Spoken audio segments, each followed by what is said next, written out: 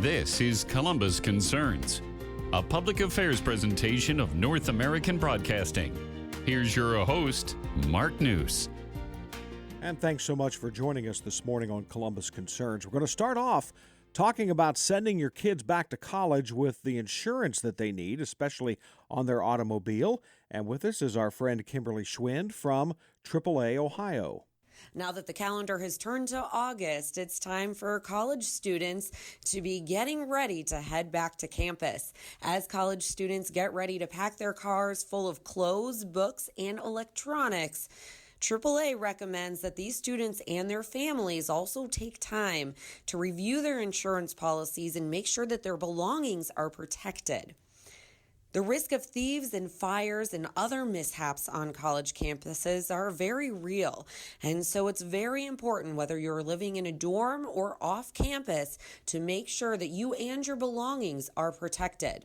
Students living in dorms are typically covered under their parents' homeowners or renters insurance policies. Most of their personal possessions are covered, but maybe not all.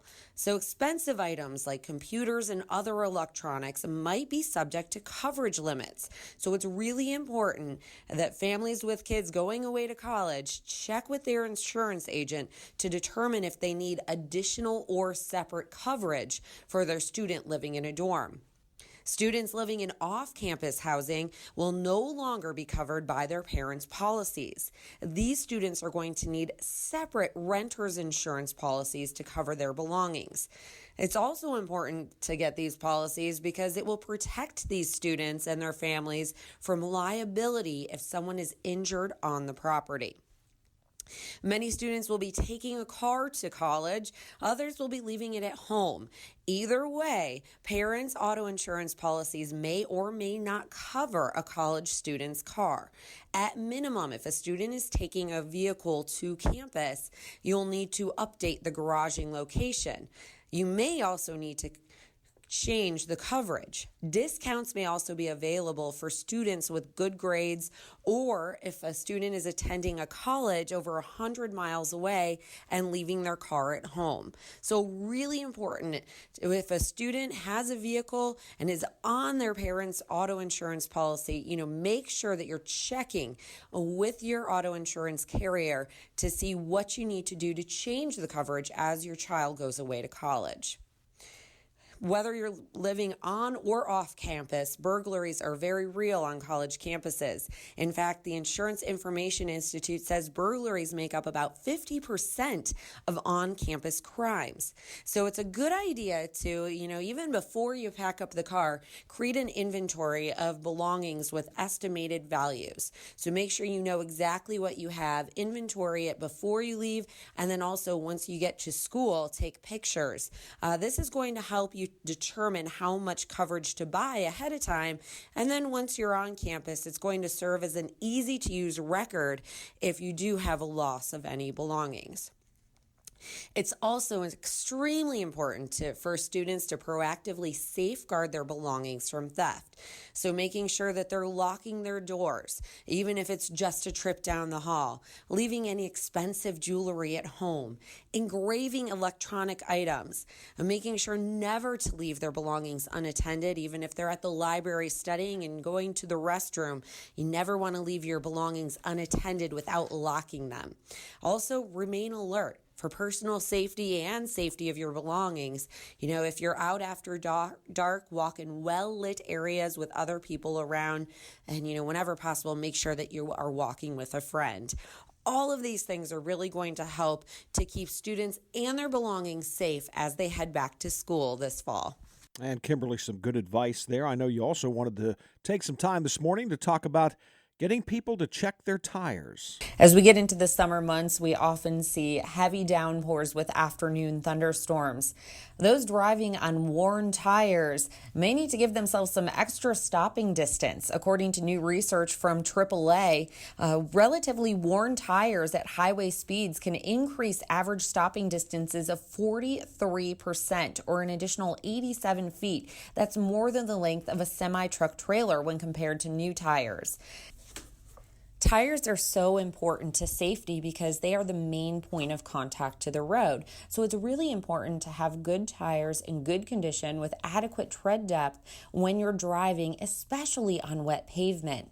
And AAA wanted to understand more how tires that are worn react when driving on wet pavement compared to new tires. So AAA, in partnership with the Automobile Club of Southern California's Automotive Research Center, tested the difference between new tires and those worn to a tread depth of 4/32 of an inch. They took these tires driving at highway speeds, 60 miles per hour on wet pavement, and tested how long it took these tires to stop and also the handling of the vehicles with the different tires.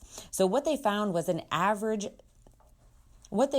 was compared to new tires, those worn to a tread depth of just 4/32 of an inch exhibited an average increased stopping distance of 87 feet for passenger cars, which is more than the length of a semi-truck trailer. They also found that there was an average reduction in handling ability of 33% for passenger cars on wet roadways.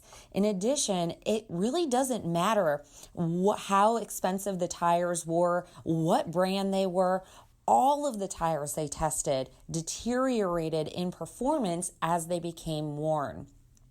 What's also scary is that if tested side by side going 60 miles per hour on wet pavement, when a car with new tires is stopped, the car with the worn tires would still be going 40 miles per hour.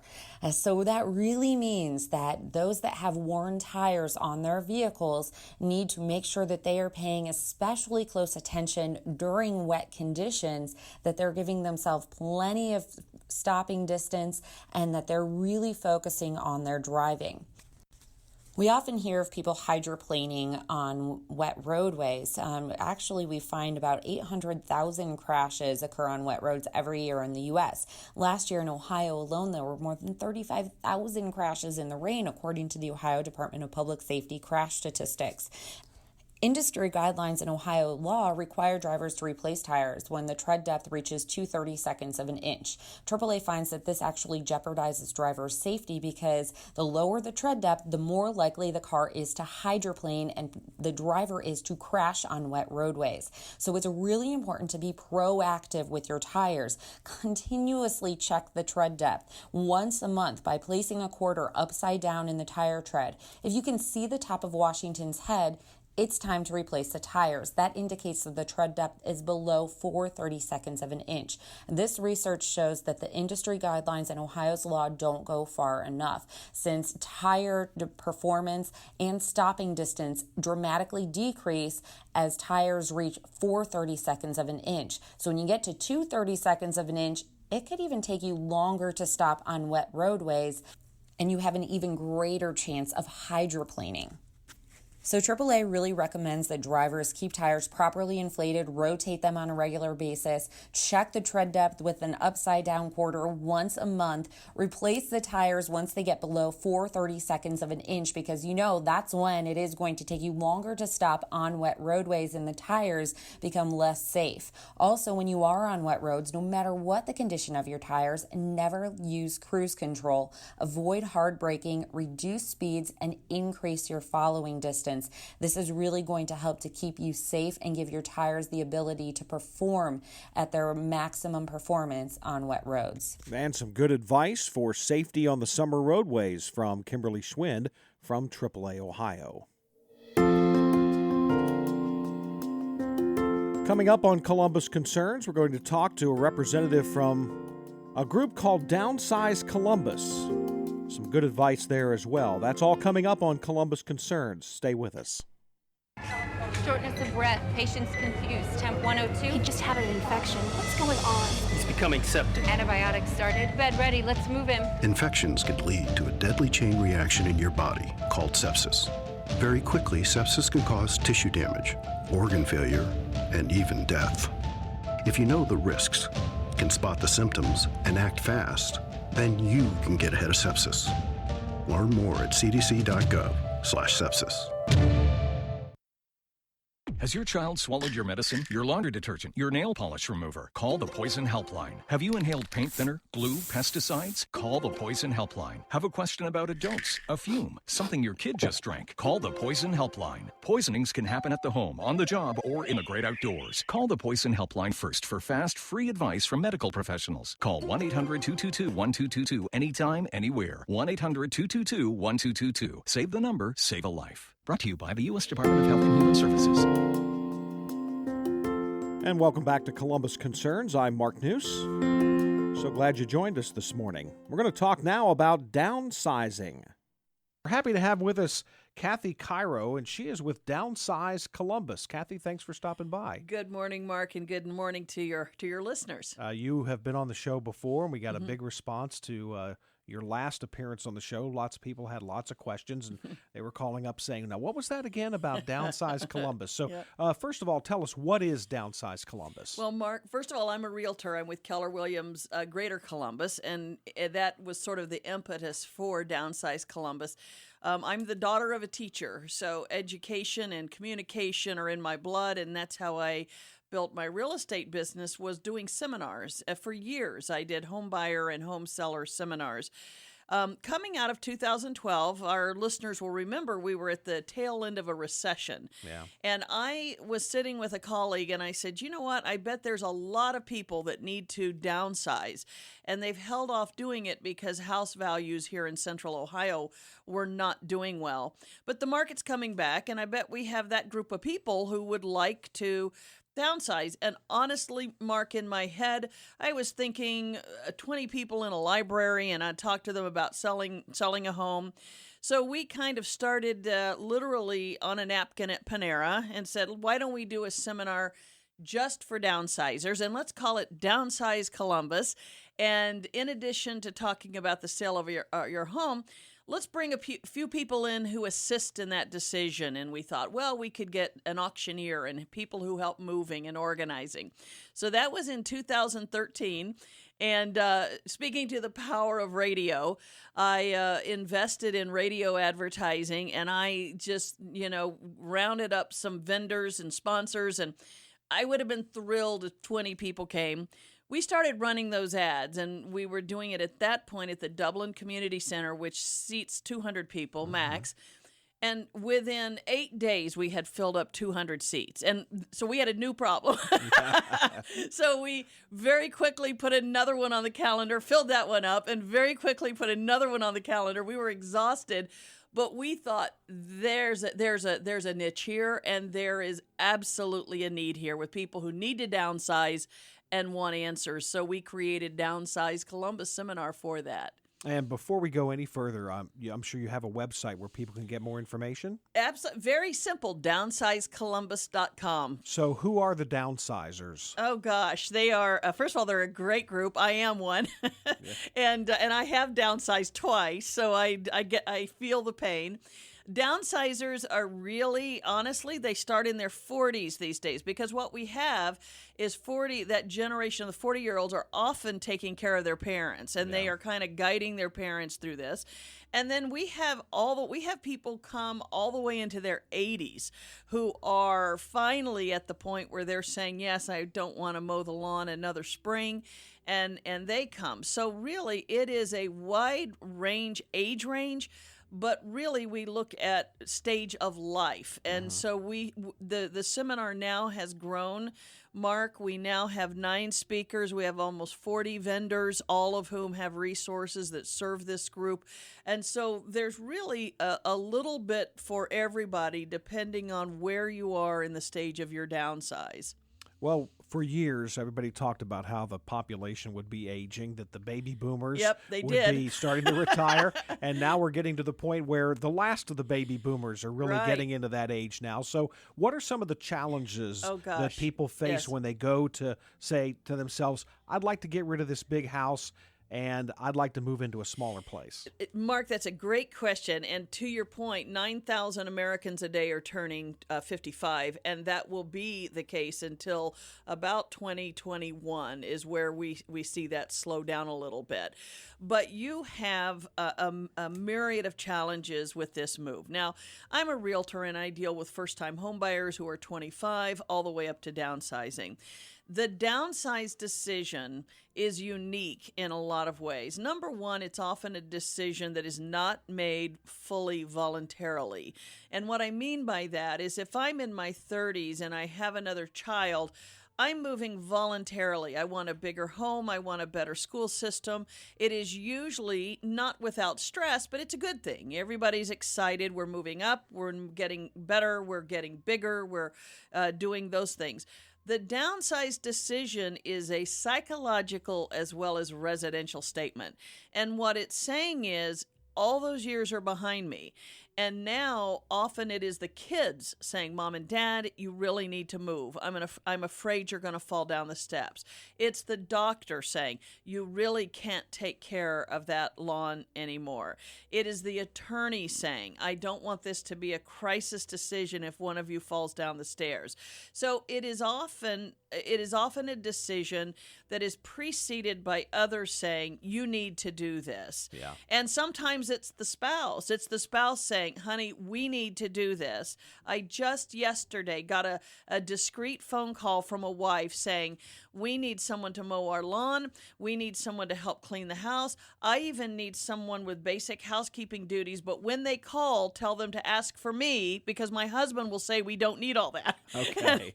And so it is a tough decision to make, to say, we can't handle this, and we do need a smaller space, and we do have to recognize that we are on the tail end, perhaps, of those 20 years of our life, and for obvious reasons, that's not an easy decision to make.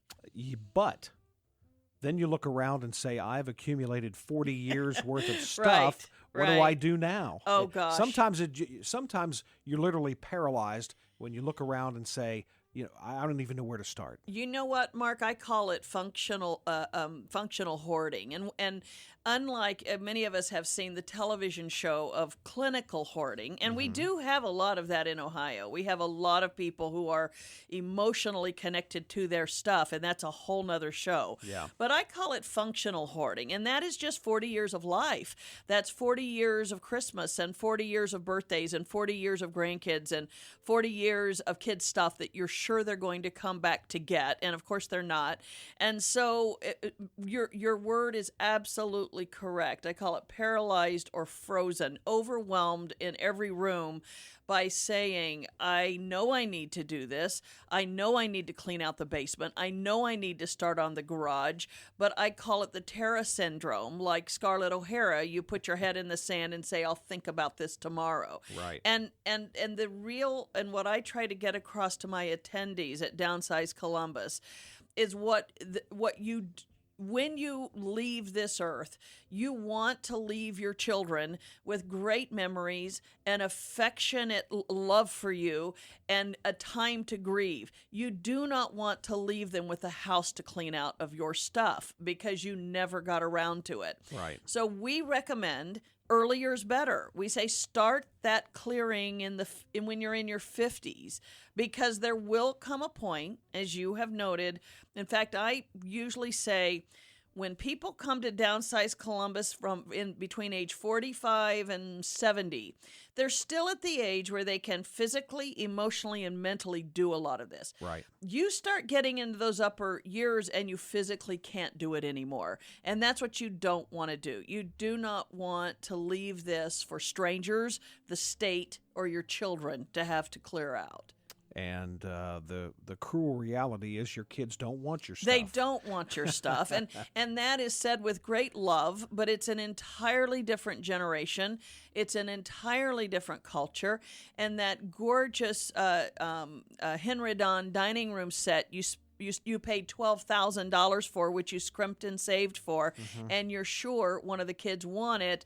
They remember it fondly because of the memories on that dining room table, but they don't even have a dining room, and so they don't want it. And China is a country in East Asia. They don't want your China, you know. So again, you know, you just have to start making those decisions, because there is not a quick and easy source to get rid of all that stuff. And we'd like to thank Kathy Cairo for being our guest this morning on Columbus Concerns. Her website, if you want to learn more, is downsizecolumbus.com. Thanks for listening to Columbus Concerns, a public affairs presentation of North American Broadcasting. You can send questions or comments about today's show to Columbus Concerns, in care of this station, 1458 Dublin Road, Columbus 43215. Or email us at columbusconcerns@napcomedia.com.